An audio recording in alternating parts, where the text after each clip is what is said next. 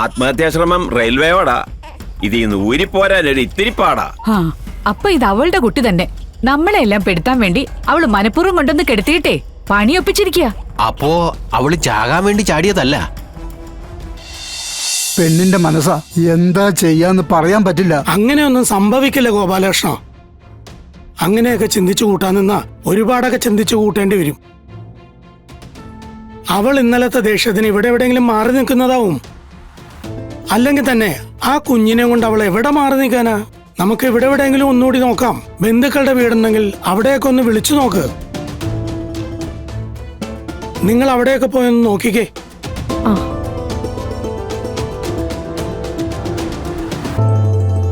സമാധാനപ്പെടു ഗോപാലകൃഷ്ണ, നമുക്കവരെ കണ്ടുപിടിക്കാന്നേ.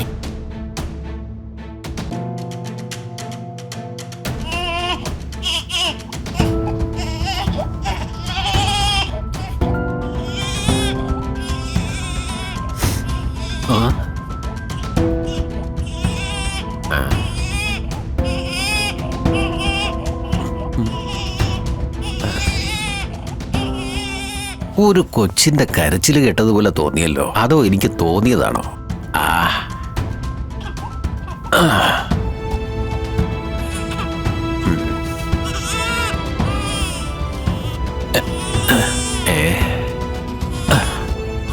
ഓ, അതൊരു കൊച്ചിന്റെ കരച്ചിൽ തന്നെയാ. എന്തായാലും നോക്കിയേക്കാം. എണീറ്റോ? ദാ ചായ. എന്തോന്ന് ഈ പരക്കം പാഞ്ഞു നോക്കുന്നേ? ഒരു കൊച്ചിന്റെ കരച്ചിൽ കേട്ടില്ലേ നേരത്തെ? ഇനി അതെന്റെ തോന്നലാണോന്ന് അറിയാൻ വേണ്ടി ചോദിച്ചതാ. ശരിയാണല്ലോ, നന്നായി കേൾക്കുന്നുണ്ട്.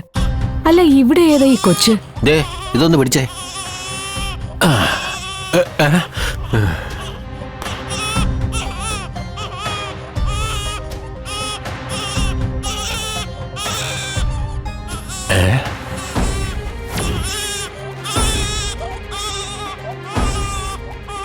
എടി വിജയലക്ഷ്മിയെ, എടി വിജയലക്ഷ്മിയെ, വിജയലക്ഷ്മി നീ ഒന്നെങ്കിൽ വന്നേ. വിജയലക്ഷ്മിയെ, ദേ ഒരു കൊച്ച്. അയ്യോ, ഇതേതേ കുഞ്ഞ്?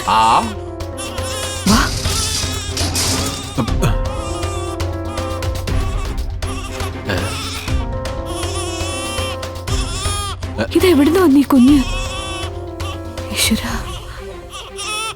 ഇതേതാ ഈ കൊച്ച്? ഇനി ആരെങ്കിലും വീട് മാറിക്കൊണ്ടുവന്ന് കിടത്തിയതാണോ? ആരും കാണുന്നില്ലല്ലോ.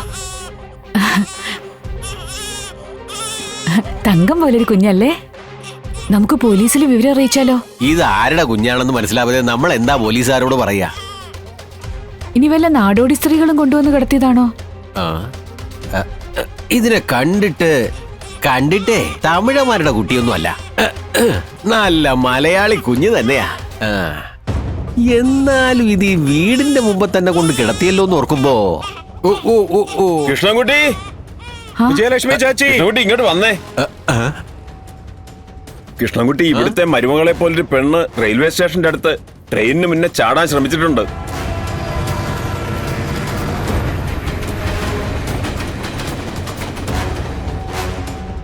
ഇവിടുത്തെ മരുമോളോ? അതേത് മരുമോള്? രാജീവിന്റെ ഭാര്യ. എന്തായാലും ആള് മരിച്ചിട്ടില്ല.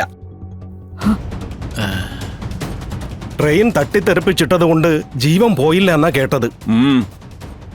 ആംബുലൻസില് ആശുപത്രിയിലേക്ക് കൊണ്ടുപോയിട്ടുണ്ട്. ബാക്കിയുള്ള കാര്യമൊക്കെ അവിടെ ചെന്നാലേ അറിയാൻ പറ്റൂ. അല്ല, ഇതേതാ കൊച്ച്?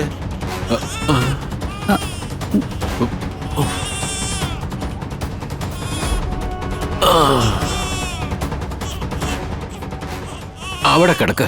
ഈ കൊച്ചിനെ എന്തിനാ ഇവിടെ കിടത്തിയിരിക്കുന്നേ? എന്റെ രാമേട്ട, രാവിലെ എണീക്കുമ്പോ ഈ കൊച്ചിവിടെ കിടപ്പുണ്ട്. ഓ, അപ്പൊ സംഗതി അത് തന്നെയാ. കൊച്ചിനെ ഇവിടെ കൊണ്ട് കിടത്തിയിട്ട മരുമോള് പണി തന്നിരിക്കുന്നേ.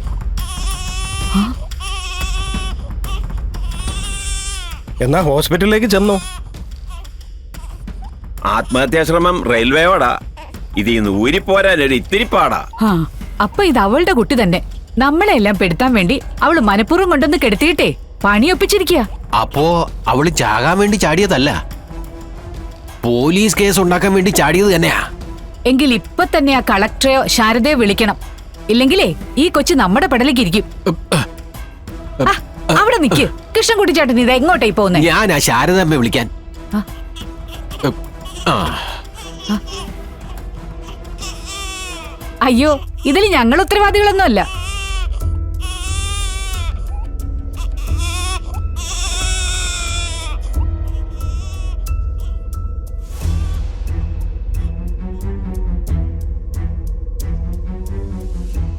ആരെയായി വിളിക്കുന്നേ? ശാരദേ, ശാരദേ. ഛേ, കിട്ടുന്നില്ലെന്നേ. എങ്കിലേ ആ ശാലിനി ഒന്ന് വിളിക്ക്. അവള് കളക്ടറല്ലേ, എന്തെങ്കിലും ഒരു വഴി കാണട്ടെ. ആ.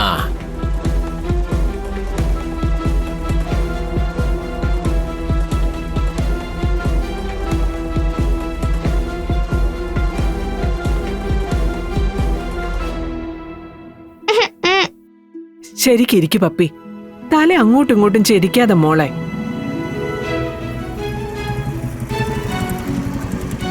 ഹായ്, ശിവനങ്ങളെത്തി. ഹായ്. ഒവ് ശിവനങ്ങളെത്തി. ഞാൻ എത്ര നേരമായി രണ്ടുപേരോട് ഒരുങ്ങാൻ പറയുന്നു.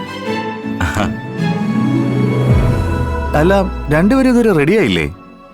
പിന്നെ ഞങ്ങൾ എപ്പോഴേ റെഡി. എനിക്ക് മുടി കെട്ടിയാ മതി, അതിപ്പോ സത്യമ്മ റെഡിയാക്കി തരും. ഞങ്ങൾക്ക് സന്തോഷം തരുന്ന എല്ലാ കാര്യങ്ങളും ശിവനങ്ങള് ചെയ്തു തരുന്നുണ്ട്. ഞങ്ങൾ എന്ത് പറഞ്ഞാലും സന്തോഷത്തോടെ കേൾക്കുകയും ചെയ്യും. പക്ഷെ ഒരു കാര്യം മാത്രം ശിവനങ്ങൾ ഞങ്ങൾക്ക് സാധിച്ചു തന്നില്ല. അതെന്താ ആ ഒരു കാര്യം? ആ, അങ്കിള് ചിലപ്പോ മറന്നുപോയതായിരിക്കും. ഒന്നും കൂടെ പറ, അപ്പൊ അങ്കിളിന് ഓർമ്മ വരും. നടത്താൻ പറ്റുന്നതാണെങ്കിൽ ദാ ഇപ്പൊ തന്നെ ഞാനങ്ങ് നടത്തി തരും. വാക്ക് വാക്ക്. ഇനി പറ, എന്താ കാര്യം? ശിവനങ്ങളെ, അതിനു മുമ്പ് ഈ ബെൽറ്റ് ഒന്ന് ഇട്ട് തന്നെ. ഇങ്ങ് വാ, ഇങ്ങ് വാ. ഉത്തരവേ ഉത്തരവ്. നോക്കട്ടെ. ആ, ഇപ്പൊ ഓക്കെ. അതെ, ഇങ്ങനെ പോയാൽ പറ്റില്ല. നാളെ ഞാൻ വരുന്നതിന് മുമ്പ് രണ്ടുപേരും റെഡി ആയിക്കോണം. എങ്കിലേ നമുക്ക് ആടിപ്പാടി എൻജോയ് ചെയ്ത് ക്ലാസ്സിലേക്ക് പോകാൻ പറ്റും. സമയം വൈകിയ ഇതിനൊന്നും നേരം ഉണ്ടാവില്ല. ആ, ഇനി കാര്യം പറ, എന്താ അങ്കിള് നടത്തി തരേണ്ടത്? എന്താ എന്താ പപ്പി മോളെ? അച്ഛനെ കൊണ്ടുവന്ന് തരാന്ന് പറഞ്ഞിട്ട് ഇതുവരെ ഞങ്ങളുടെ അച്ഛനെ കൊണ്ടുവന്ന് തന്നില്ലല്ലോ.